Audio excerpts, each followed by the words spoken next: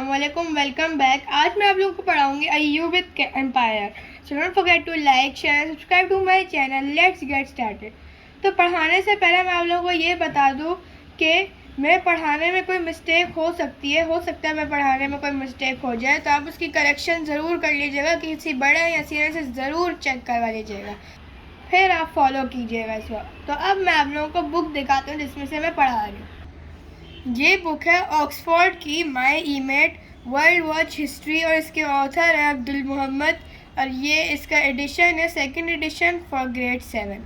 तो ये वाली बुक से मैं आप लोगों को पढ़ा रही हूँ। ये वाली बुक अगर आपके पास है तो आप पर्स में से पढ़ सकते हो, और अगर नहीं है तो आप मुझे ही देखें और मैं आप लोगों को पढ़ाती हूँ।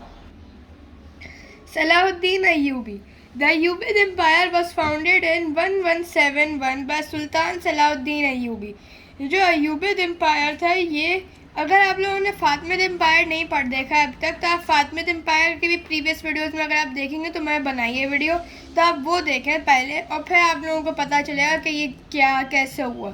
ये जो फातिमिड्स थे ना, फातिमिड्स को बेसिकली इन सलाहुद्दीन अय्यूबी ने ले लिया था अपने कब्जे में। जिससे हम आपको तो मैं थोड़ा सा रिकैप बताती हूँ। Sultan Salahuddin finally abolished Fatimid Caliphate in 1171 and became its ruler। तो सुल्तान सलाहुद्दीन ने जो है ना फातिमिद कैलिफेट को ख़त्म कर दिया 1171 में, और फिर उन्होंने अपनी न्यू डायनेस्टी बना ली और उसका नाम था Ayyubid empire. He was born to a Kurdish family in 1137। सुल्तान सलाहुद्दीन पैदा हुए थे 1137 में कुर्दिश फैमिली। वो कुर्दिश फैमिली एक नेशनैलिटी है। His father served as a commander in Tikrit Castle and then as a governor of Balbak under the rule of Imam ad-Din Zangi। तो इसका मतलब क्या है, उनके जो अब्बू थे वो एक कमांडर थे, वो एक कमांडर की तरह अपनी जॉब करते थे टिकरेट कैसल में, और फिर उसके बाद वो गवर्नर थे बलबक के अंदर। और कौन थे उस वक्त रूलर, जब वो उनके अब्बू जब वो गवर्नर थे तो कौन थे रूलर? इमाम अद-दीन जंगी थे ruler. Salahuddin Ayyubi was known for his bravery, wisdom and pity. Pity means kindness. He had a love for poetry and gardens। ये आप लोगों को पता चल गया होगा उनको वो क्यों मशहूर थे। वो अपनी बहादुरी, अपनी दानाई और अपने काइंडनेस की वजह से वो मशहूर थे। He had a love for poetry and gardens। उनको जो है ना बहुत अच्छी लगती थी पोइट्री और garden. Under the rule of Nooruddin Jangi son of इमाम अद-दीन जंगी। इधर हमने इमाम अद-दीन जंगी पढ़ा, नूरुद्दीन जंगी उनके बेटे थे। He was appointed as a head of police in Damascus। जब इमाम नूरुद्दीन जंगी रूलर थे, एक जगह के रूलर थे, तो बलबक के रूलर थे, तो फिर सुल्तान सलाहुद्दीन को हेड ऑफ पुलिस बनाया गया दमास्कस के अंदर। And later as a vizier by the Fatimid caliph al Adid. मुझे वाइजियर का मतलब नहीं पता, तो आप लोग गूगल से ज़रूर देख सकते हो कि मुझे इतना श्योर नहीं है इसका मतलब। फातिमिद ने भी उनको ये वाइजियर बनाया था, अल अदीद ने उनको बनाया था। Upon the death of the caliph he became the ruler. जब अल अदीद की डेथ हो गई तो फिर वो रूलर बन गए। उन्होंने उनकी जो फ़ौज थी, उन्होंने पहले से एक फ़ौज तैयार करके रखी थी, तो फिर जब उनकी डेथ हुई, उन्होंने जो दूसरे रूलर थे उनको आने से उनकी जो चेयर थी, यानी जो उनके किंग की थ्रोन थी, उस पर आने से पहले ही उन्होंने अपने फ़ौज को बुला लिया और फ़ौज ने डिस्ट्रॉय कर दिया उस किंग को, और फिर वो रूलर बन गए। He united the north of Iraq Kurdistan. ये जो कुर्दिश फैमिली है ना, ये इराक फैमिली है। उन्होंने north Iraq, greater Syria, Egypt, Yemen और बरका को यूनाइट किया, यानी ज्वाइन किया, अपना एक एम्पायर बनाया। He prepared an army to reconquer Jerusalem from the crusaders. तो अब क्या है कि अगर आप लोगों ने सेल्जुक एम्पायर की भी वीडियो नहीं देखी ना, तो अब उसकी भी ज़रूर देखना। उसके अंदर जो क्रूसेडर्स थे, या तो ये फातिमिद में हुआ था या सेल्जुक में हुआ था। उनके अंदर जो क्रूसेडर्स थे, क्रूसेडर्स ने जेरूसलम को अपने कब्जे, सबसे पहले तो मुसलमानों के कब्ज़े में था जेरूसलम, लेकिन फिर उसके बाद सेल्जुक, या मुझे याद नहीं है सेल्जुक या फातिमिद में, उसके बाद क्रूसेडर्स ने वापस से अपने कब्ज़े में ले लिया। जो क्रूसेडर्स क्रिश्चियंस थे और क्रिश्चियंस के लिए भी जेरूसलम एक होली प्लेस थी। Salahuddin Ayyubi treated the people kindly and liberated important cities and the Aqaba harbor. तो सलाउद्दीन ने जो है सबको बहुत ही ज़्यादा प्यार से और काइंडनेस से ट्रीट किया और उन्होंने ज्वाइन किया था इम्पोर्टेंट सिटीज़ को और अकाबा हार्बर एक सी के पास एक जगह होती है जहाँ से ट्रेड वगैरह होता है फ्रॉम फ्रैंक्स के पास एक कब्ज़े में था, तो इसलिए उन्होंने उसको ले लिया और अपने कब्ज़े में उन्होंने ले लिया. Aqaba Harbour was the gateway to the Red Sea through which Egyptian people went to Mecca for pilgrimage. तो एक ऐसा अकाबा हार्बर एक ऐसा गेटवे था जैसा इजिप्ट और सऊदी अरब के बीच में एक वो जगह सी होता है रेड सी. तो रेड सी के बीच में एक ऐसी कोई जगह थी जहाँ से इजिप्शियंस जाते थे सऊदी अरब और हज उम्रा कर वापस जाते थे वहाँ से. अब हम पढ़ेंगे बैटल ऑफ हत्तिन 1187. तो मैं अब एक दफ़ा मैं आप लोगों को फिर एक बात बता दूं, मैं तो अपनी पूरी कोशिश कर रही हूँ कि मैं आप लोगों को अच्छा पढ़ाऊँ और सही पढ़ाऊँ, लेकिन फिर भी मुझसे कोई वर्ड या कोई लाइन या सेंटेंस मिस हो सकता है, तो आप किसी सीनियर से पूछ लीजिएगा उसका मतलब. अब हम बैटल ऑफ हत्तिन पढ़ेंगे और ये कब हुआ था 1187 में हुआ था. In 1187, Salahuddin had gathered an army of 30,000 men with the aim of conquering Jerusalem. 1187 में सलाहुद्दीन ने 30,000 की एक आर्मी बनाई थी ताकि वो जेरूसलम को ले सके अपने कब्जे में. Around 20,000 crusaders marched out to confront Salahuddin's army in a valley known as Horns of Hattin near Tiberias. तो 20,000 क्रूसेडर्स आए थे ताकि वो बचा सके अपने जेरूसलम जो उनके पास था, अपने टेरिटरी को बचा सके, ताकि वो अपनी टेरिटरी को बचा सके. एक वैली के अंदर ये हुआ था. उसका नाम है हॉर्न्स ऑफ हत्तिन और ये किसके करीब है? टाइबेरियस के करीब है. टाइबेरियस एक जगह है, उसके करीब थी ये. The resulting battle lasted for most of the day but Salahuddin's forces won a decisive victory. तो अब ये जो ये बैटल था वो जो जाहिर सी बात है, अगर एक कौम को दूसरी कौम मिल गई तो जाहिर सी बात है एक बैटल होगा, सख्त लड़ाई होगी. तो उसके बाद वो पूरा बैटल ऑलमोस्ट एक दिन तक रहा और लेकिन फिर भी सलाहुद्दीन की जो आर्मी थी ना वो जीत गई. The crusader army was destroyed and many of their leaders were captured including the king of Jerusalem. जो क्रूसेडर आर्मी थी वो ख़त्म हो गई थी, डिस्ट्रॉय हो गई थी. और जो भी उनके लीडर्स थे ज़्यादातर जो उनके लीडर्स थे वो भी सलाहुद्दीन ने अपने कब्ज़े में ले लिया था उनको. किंग ऑफ जेरूसलम को भी उन्होंने अपने पास रख लिया था एज अ कैदी. Salahuddin guaranteed the safety of the king of Jerusalem and promise to release him. अब क्या है, जो एक किंग ऑफ जेरूसलम है, अब जो जेरूसलम के क्रूसेडर्स हैं वो कह रहे हैं कि आप हमारे किंग को दे दो.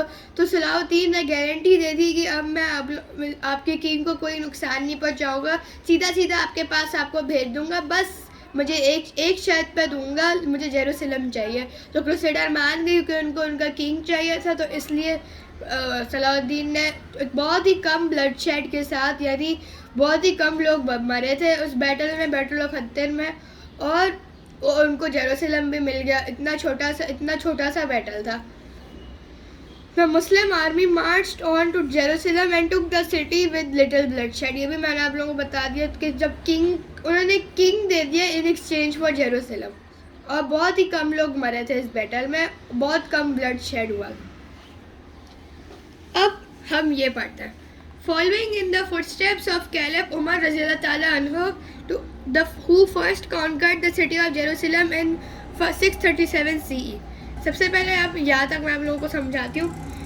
हज़रत उमर रज़ियल्लाहु ताला अन्हु एक कैलिफ थे, सेकंड कैलिफ थे हमारे इस्लाम के, और उन्होंने सबसे पहले कॉन्कर की थी सिटी ऑफ जेरूसलम 637 CE में. और he granted non-Muslims safe passage and permission to take their belongings with them. तो ये जो नॉन मुस्लिम्स हैं उन्होंने भी उनको भी जो है ना हज़रत उमर ने रहने के परमिशन दिए थे, उनको अपने बिलीव्स करने दिए थे, जो भी उनका ट्रेडिशन है और जो भी क्रिश्चियंस वगैरह करते हैं उनको उन्होंने करने दिया. और जो उनकी बिलोंगिंग्स है वो भी उनके पास ही थी, उन्होंने कुछ भी नहीं लिया. His noble behavior greatly impressed the Christians of Europe. He signed several peace treaties with the Crusaders.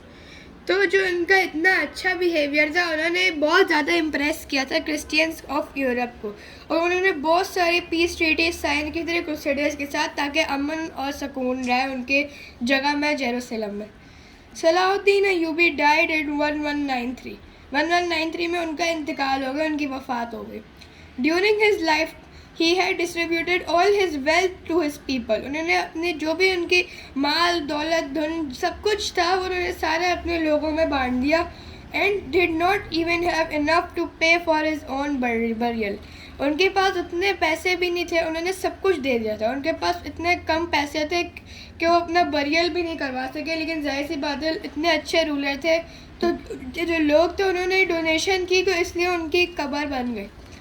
After his death, his descendants continued to control Syria and Egypt for decades under the Ayyubid dynasty. अब क्या है, जो उनके इंतकाल के बाद जो उनके डिसेंडेंट्स हैं, यानी जो उनके औलाद हैं, जो भी उनके साइकिल, जो भी उनके औलाद हैं, उन्होंने जो है ना उन्होंने कंटिन्यू किया कंट्रोल करना सीरिया और इजिप्ट को for decades under the Ayyubid dynasty. Ayyubid dynasty के नाम से उन्होंने सीरिया और इजिप्ट को कंट्रोल किया उनके डिसेंडेंट्स ने। It was overthrown by the slave dynasty, also called Mamluks in 1250.